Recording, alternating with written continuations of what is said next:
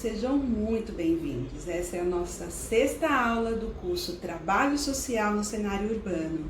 E hoje nós vamos falar um pouco das ferramentas que nós usamos para desenvolver o trabalho social. E eu vou mostrar para vocês uma experiência prática de um trabalho social que contou com pré-obra, o trabalho durante a obra e o trabalho pós-obra, cumprindo todas as medidas e todas as portarias do Ministério das Cidades.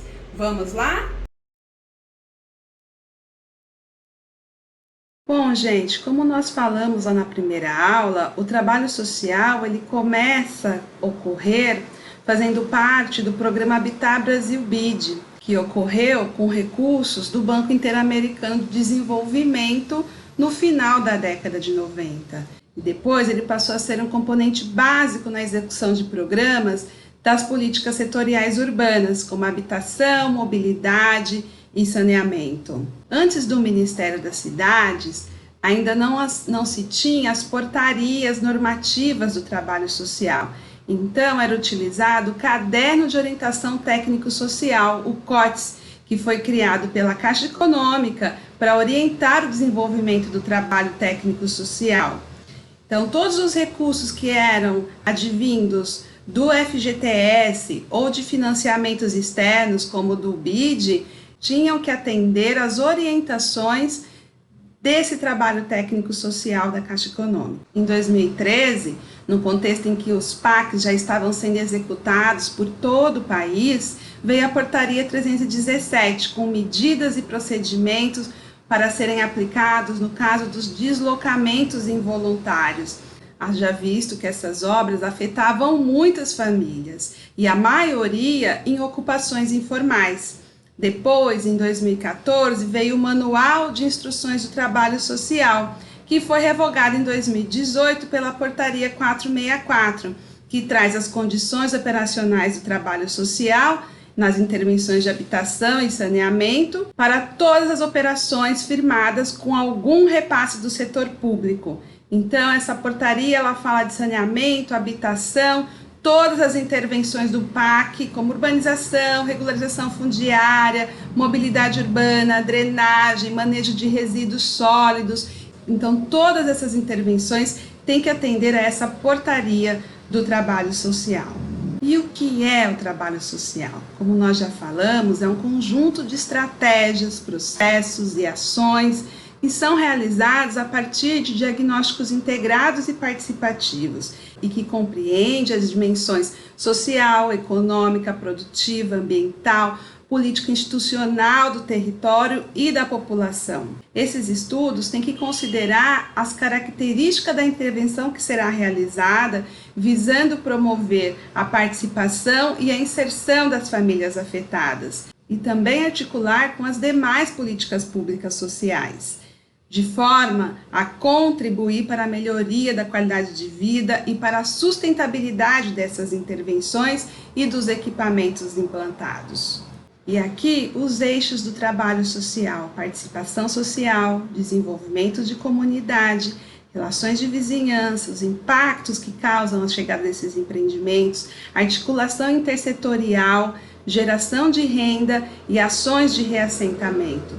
E no caso do trabalho social e empreendimentos de habitação de interesse social, tem também o trabalho de pós-ocupação desses conjuntos, que demandam a organização das associações em torno do uso de áreas comuns, da definição de taxas e todas as decisões que precisam ser tomadas dentro desses conjuntos para a convivência dessas famílias. E quais são as ferramentas que nós utilizamos para desenvolver o trabalho social, os instrumentais? Temos o projeto de trabalho social, que tem as estratégias, as ações, o cronograma, o diagnóstico e abrange todas as dimensões. O plano de mobilização social, voltado à mobilização em torno de temas pontuais ou específicos. O plano de comunicação social, que pode estar contido no projeto de trabalho social, mas também pode ser uma peça separada, dando todo o suporte de comunicação para as atividades que serão envolvidas no projeto de trabalho social. E o plano de reassentamento involuntário, que é obrigatório quando a intervenção vai afetar as famílias, demandando remoções, desapropriações, deslocamentos involuntários. Então, o plano de reassentamento involuntário ele deve trazer procedimentos e medidas compensatórias junto a essas famílias para salvaguardar o seu direito de moradia e o acesso a condições dignas de vida. Bom, eu trouxe aqui uma experiência para poder contar para vocês um pouco na prática como isso acontece. É uma experiência aqui de Salvador que ocorreu de 2016 até 2018, na construção de um terminal de ônibus integrado com o metrô, que chama Terminal de Integração Pituaçu. E como vocês podem ver, aqui essa flechinha é exatamente o local que foi construído esse terminal. Naquele momento, o metrô já estava em plena construção da linha 1 e da linha 2 e se iniciou a construção do terminal de integração exatamente nesse ponto. Então, para a gente ter uma ideia, aquele ponto que eu mostrei lá é exatamente aqui. No momento inicial, foram levantadas 74 famílias que estariam na área de construção do terminal, na área de obra. Então, esse espaço seria para um terminal com uma ligação com a avenida que é dentro do centro administrativo da Bahia e uma ligação por meio de passarelas com a avenida paralela, que é uma avenida de grande movimento no município e uma estação de metrô. Bom, e quais foram os eixos de atuação do projeto de trabalho social naquele momento? O eixo 1, mobilização e participação. O eixo 2, acompanhamento e gestão da intervenção. O eixo 3, educação ambiental e patrimonial, e o 4, empreendedorismo.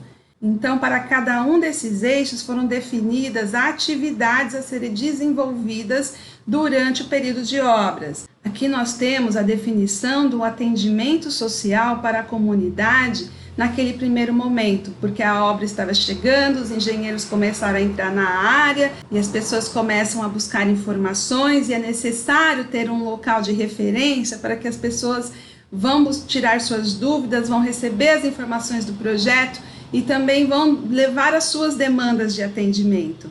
Então aqui a gente tinha um plantão social instalado na área onde seria construído o terminal, a poucos metros da intervenção, e ali recebíamos a comunidade para dar informações, ver quais eram as necessidades, e nos casos que era além das informações, era alguma demanda, era encaminhada para os setores responsáveis dentro da concessionária ou do governo e dada uma devolutiva para essa comunidade depois. E aqui um pouco das funções da Comissão de Acompanhamento de Obras, que foi eleita no primeiro mês que nós iniciamos o trabalho na comunidade. Então essa comissão, ela tinha como função participar das reuniões com a equipe social, ajudar na multiplicação de informações, participar do desenvolvimento das ações previstas no projeto, avaliar o andamento desses trabalhos, promover a divulgação do projeto, receber e encaminhar os pedidos e sugestões da comunidade relativas ao projeto, participar de reuniões periódicas, de alinhamento de informações, de acompanhamento das obras. Em algumas reuniões fazíamos também visitas, chamávamos os técnicos da engenharia para que tivéssemos o máximo de informação possível durante todo o processo da obra. E aqui eu coloquei só uma parte do nosso cronograma, que foi o cronograma inicial. Ele teve alterações, obviamente que quando a gente chega na área vai encontrando algumas situações, algumas questões vão sendo alteradas, inclusive não foram só 18 meses, teve mais 6 meses de prorrogação, mas como a gente pode ver, o cronograma inicial previa a instalação do plantão, a capacitação de equipe técnica, reuniões ordinárias de alinhamento do projeto, divulgação do projeto na área, a elaboração de relatórios, a criação da comissão de acompanhamento de obras, treinamento da comissão, reuniões com essa comissão, alguns cursos no âmbito de geração de renda, inclusive um curso que estava previsto, que era de cabeleireiro, foi migrado para a informática, a pedido da própria comunidade. Então, reuniões com as famílias afetadas e com as famílias reassentadas em outros locais, acompanhamento de negociação de valores e de busca por outra moradia, para a compra, para que essa mudança pudesse ocorrer, acompanhamento do processo de mudança de cada família, encaminhamento às políticas sociais do município. Várias oficinas foram feitas sobre a questão do lixo, sobre a questão da chegada do metrô e também algumas atividades de monitoramento e avaliação do próprio projeto. E a outra ferramenta que nós utilizamos foi o plano de comunicação. Então, o plano ele previa estratégias para que a comunicação fosse contínua entre o projeto e a comunidade. Ele buscava garantir o antecipado acesso às informações, contribuir para minimizar os transtornos, porque durante a obra fecha acesso, abre acesso e tudo isso precisa ser comunicado e muitas coisas não estão previstas no início, elas acontecem. Então, fomentar e auxiliar o acompanhamento da CAL, estabelecer os canais para reclamações, sugestões, reivindicações, interagir com o projeto de trabalho social e com o plano de reassentamento, divulgar a importância desse projeto para o desenvolvimento local e regional, integrar as ações do projeto que envolvam comunicação e interação comunitária e também avaliar as atividades desenvolvidas durante todo o processo da construção do terminal de integração Pituaçu. E aqui eu mostro para vocês algumas das peças de comunicação que nós utilizamos.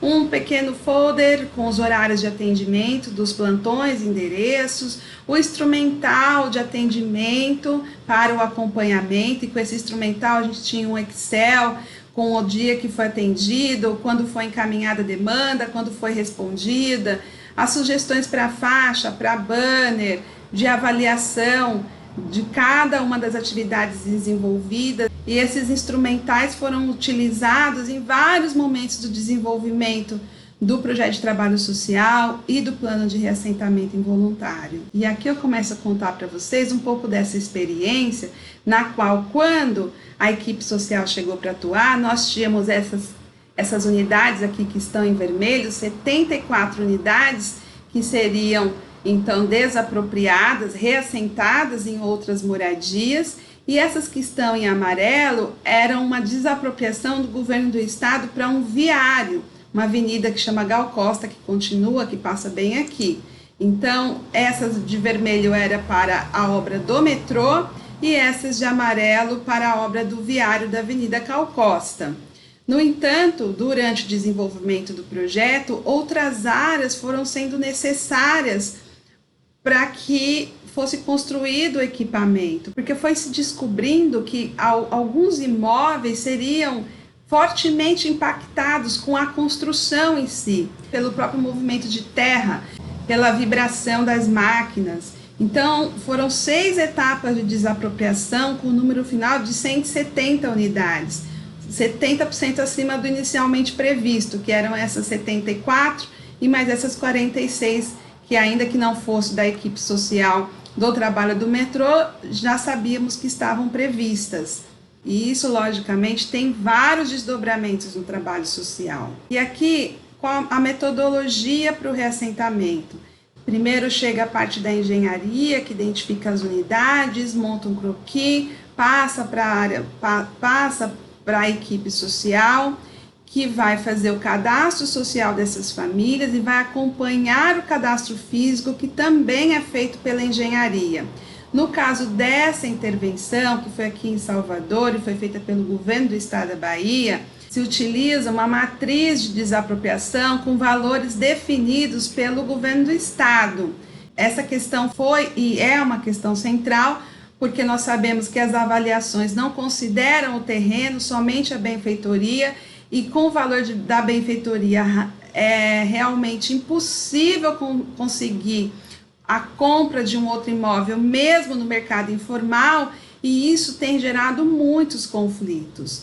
A outra parte da nossa metodologia era o acompanhamento e suporte na aquisição de outra moradia, então desde buscar outra moradia com a família, algumas famílias preferiam ficar no bairro, outras famílias queriam mudar de cidade, e muitas vezes a família já tinha encontrado uma unidade de moradia, mas o proprietário ficava em dúvida se ela ia comprar mesmo, então os técnicos sociais ajudavam também, a gente fazia ligação, dizia que a pessoa ia receber a indenização, ia junto às vezes ver esse novo imóvel, e no dia da mudança a gente acompanhava com toda a logística de caminhão, embalagem, o carro para a família, a alimentação, dando todo o suporte também na questão desse novo lugar, quando não é no mesmo bairro, buscando saber como que vai ficar a questão da matrícula dos filhos na escola, entrando em contato com os órgãos de políticas públicas sociais para dar os devidos encaminhamentos para essas famílias.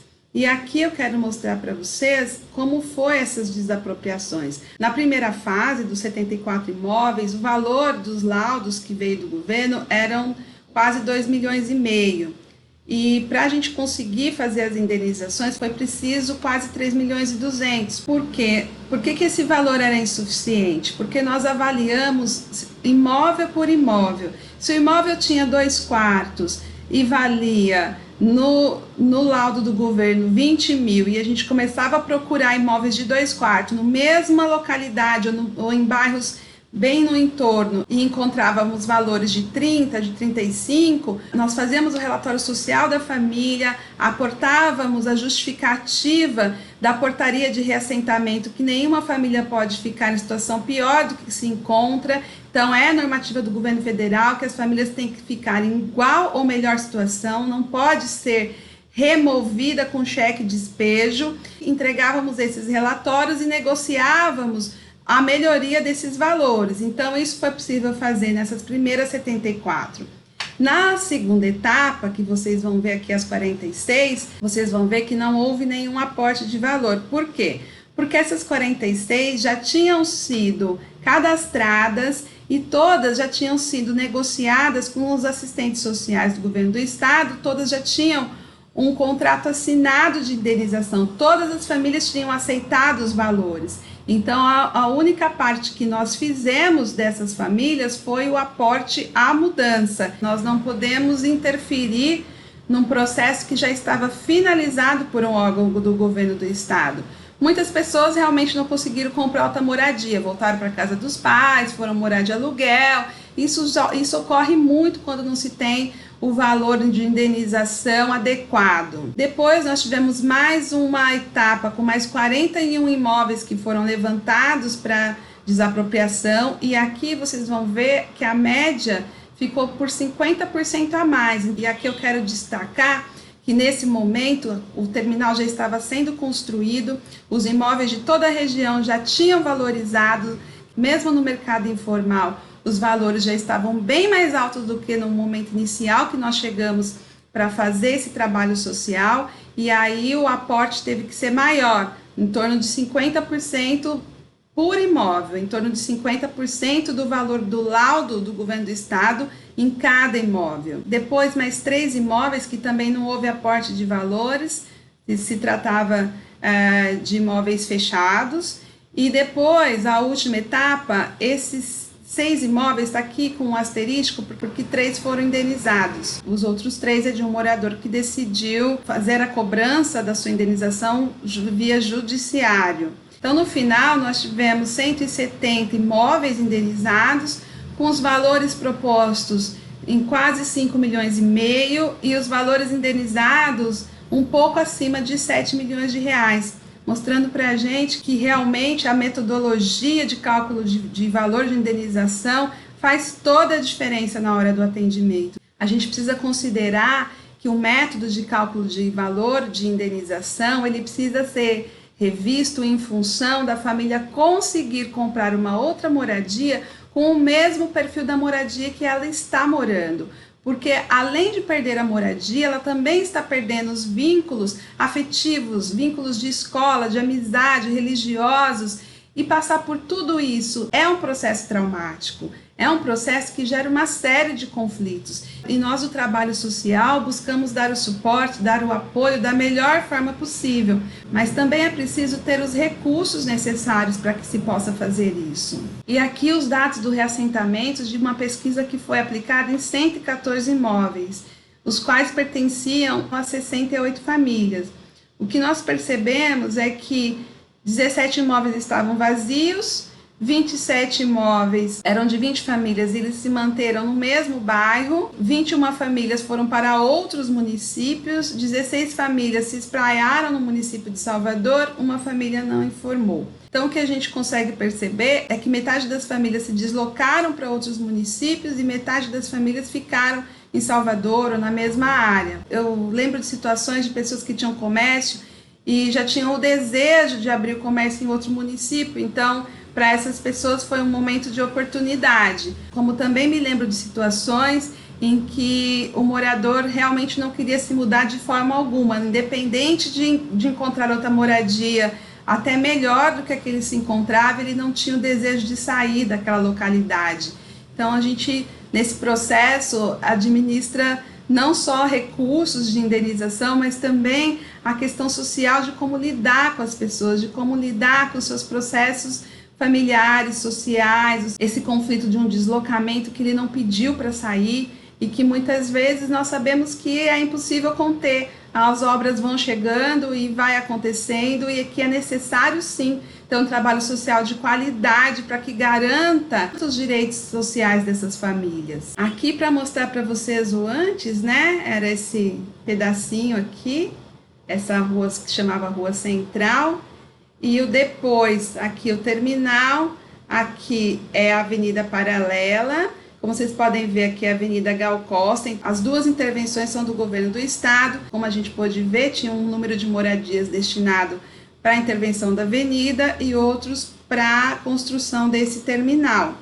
Então essa foto é de 2013 e aqui como ficou em 2018, após a conclusão das obras. E quanto ao equipamento, aqui uma foto do equipamento e de como ficou lá dentro, né, e da integração, é importante a gente dizer que ele foi inaugurado em março de 2018 e que ele ainda não está em funcionamento. O transporte do metroviário é administrado pelo governo do estado e o transporte coletivo de ônibus é administrado pela Prefeitura Municipal de Salvador. Até o presente momento não se chegou a um acordo para essa integração.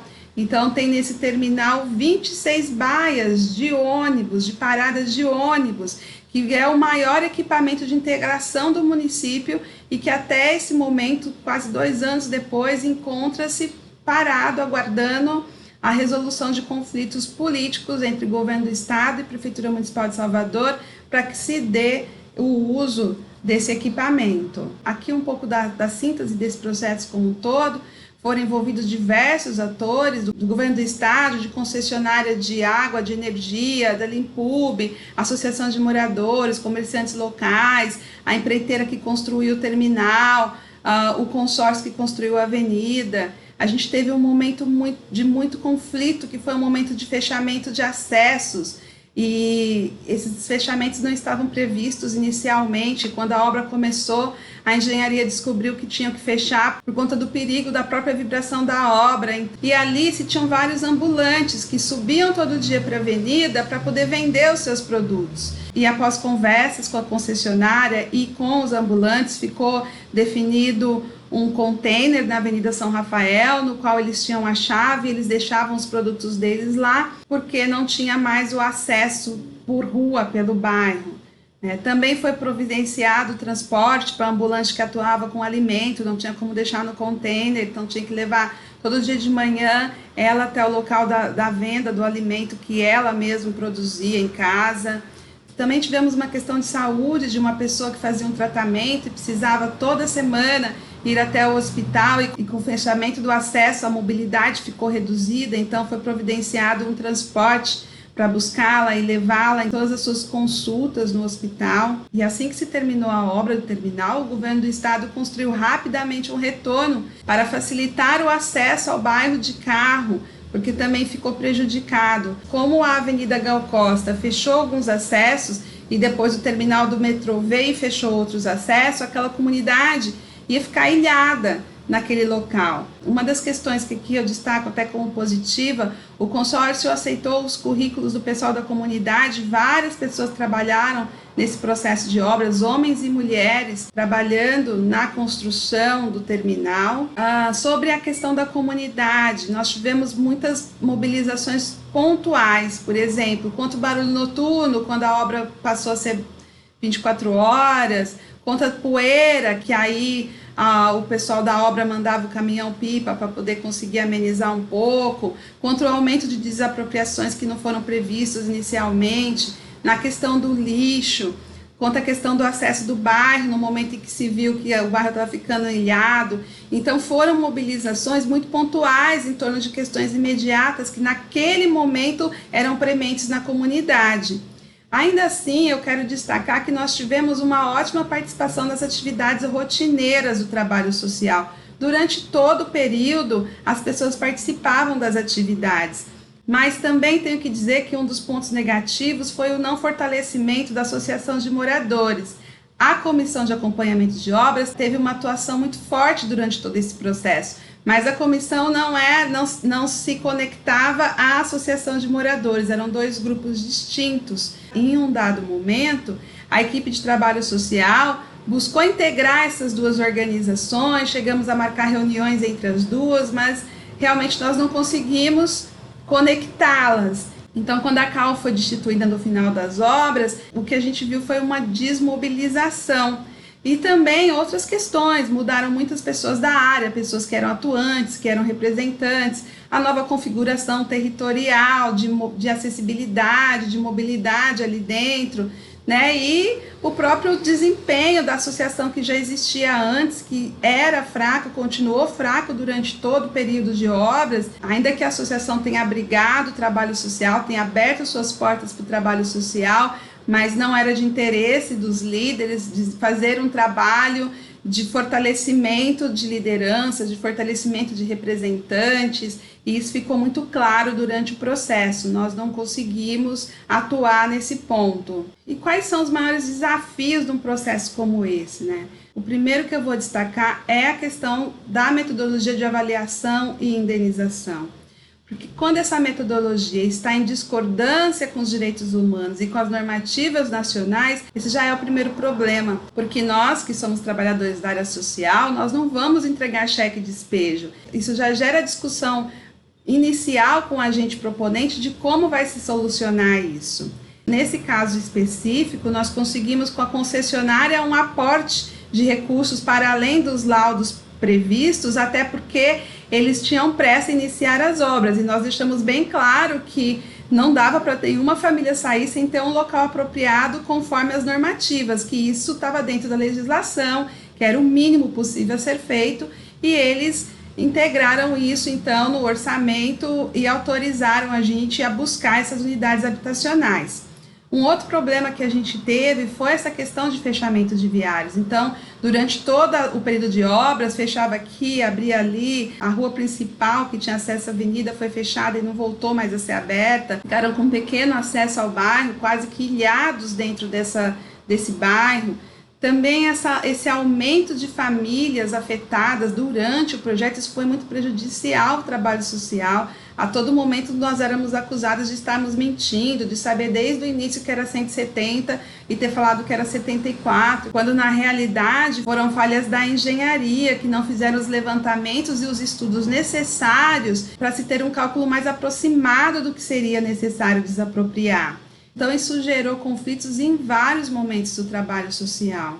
Tivemos também a questão de alguns proprietários de comércio, aí eu vou destacar o bar. Esse bar virou até uma história, né? Acabou sendo discutido pelo governo do estado, acabou sendo discutido pela CTB, porque ele acreditava que o bar dele ia continuar lá. Ele não conseguia visualizar que o terminal ia inviabilizar os acessos, a mobilidade àquele local que estava o bar dele. Então tivemos muitos conflitos desde o começo, e aí o dono do bar trouxe um advogado, tentamos fazer uma negociação. Quando fechamos a negociação, ele voltou atrás, depois o Estado veio e fez outra negociação, depois o Estado voltou atrás. Então foram uma série de movimentos, e no final ele, que queria de início R$1 milhão de indenização pelo bar, acabou saindo com uma indenização de R$150 mil. E a gente percebe nesses momentos que nós fazemos o melhor que nós podemos, nós orientamos, nós mostramos o que pode acontecer, buscamos nessa intervenção uma forma mais justa de indenizar as pessoas, mas nem sempre todo mundo está aberto a aceitar. Pode ocorrer da pessoa achar que é uma mentira e não acreditar, e achar que ele vai resistir e que vai ser melhor, e acaba sendo pior. Ao invés dele receber uma indenização com um aporte de 50% a mais, ele acaba com a indenização inicial prevista pelo governo, porque no final o trabalho social foi embora, terminou e ele teve que lidar diretamente com os órgãos do governo, e o governo tem poder de polícia, é uma terra pública ocupada. A forma de lidar pode ser totalmente outra, pautada na política de Estado, pautada nas definições do próprio Estado, mesmo que não esteja atendendo às normativas nacionais. E eu vou ressaltar que neste caso, mesmo que isso não atenda às normativas nacionais de deixar a família em melhor ou igual situação, o governo ele tem poder de polícia sobre a área pública ou a área que ele decretou, desapropriação de interesse social, e ele vai agir com essa força. Então, nesse caso, foi realmente triste da gente não conseguir chegar a uma solução, mas nem sempre nós vamos conseguir convencer as pessoas ou atender às expectativas das pessoas. Um outro problema que nós tivemos durante esse processo das obras foi uma enchente causada por um estreitamento de um canal próximo a essa avenida que estava sendo construída. Então, quem estava construindo a avenida e quem estava mexendo na drenagem era o consórcio que estava trabalhando na avenida e não o consórcio do metrô para o qual nós estávamos trabalhando. Mesmo assim, quem prestou atendimento emergencial foi a equipe de trabalho social do metrô, e a concessionária nos disponibilizou recursos para poder fazer o atendimento emergencial com colchão, com alimento, com hotel, mas nenhum órgão assumiu a responsabilidade pela questão. Então, o consórcio que fez a obra da Avenida Gal Costa não respondeu, a concessionária do metrô fez os estudos e se posicionou com os laudos de que realmente a obra de drenagem não tinha sido feita pela concessionária, e isso gerou um conflito, porque como fomos nós do trabalho social que atendemos, seríamos nós que tínhamos que dar uma solução. Então, nesse caso, eu convidei as pessoas que foram afetadas a ir para a Defensoria Pública, para que a Defensoria pudesse solucionar essa questão junto ao Estado e às duas concessionárias. Alguns moradores decidiram se juntar e colocar fogo nas obras do metrô, então isso gerou outros desdobramentos, inclusive junto à Defensoria Pública, e a situação ficou por isso mesmo. Uma desmobilização social, como eu disse anteriormente, nós não conseguimos fortalecer a associação de moradores existente, incluir outras pessoas, fortalecer a associação de moradores e deixar uma semente de autogestão que é tão importante para o desdobramento do trabalho social quando nós saímos da área, quando nós vamos embora. O que fica é a semente da autogestão, da continuidade, do fortalecimento das comunidades. Bom, e como vocês podem imaginar, conflitos de todos os tipos, né, da vizinhança. Algumas unidades foram afetadas com rachaduras, algumas pessoas recusavam reforma, queriam que a casa toda fosse indenizada. Bom, a questão do lixo, porque como eu disse, só tem uma rua de acesso que ficou aqui entre o caminhão do lixo, e como a ocupação tem vários acessos que só é possível para o pedestre, tem que ter um lugar para o descarte adequado, e o local que se usava no início da obra foi desativado, e o segundo local que também se usava, nós não conseguimos reativar, porque o morador que mora do lado não permitiu. E aí nós levamos essa questão para a Limpub, para o governo do estado, fizemos algumas reuniões com representantes da comunidade, com o governo, mas até hoje é uma questão não solucionada. Bom, gente, e sobre essa experiência de Pituaçu, eu espero ter conseguido mostrar para vocês um pouco do trabalho social. Se você quiser esse PDF, pode pedir para a gente aqui no e-mail. E eu quero aproveitar a oportunidade de falar para você que quer continuar aprendendo comigo, que nós estamos para começar o curso Caminhos para a Elaboração de Planos e Projetos de Trabalho Social, com os módulos Conhecendo as Ferramentas de Trabalho Social, Construindo Diagnósticos, Propondo Ações, Avaliando para Transformar, Caminhos para Florescer, e uma série de aulas extras no intuito de aperfeiçoar as nossas habilidades, os nossos valores para a nossa ação na prática. Então eu convido você para ir conferir nosso curso lá no nosso site www.multiplicaçãosocial.com.br e te espero lá para as próximas aulas. Até logo!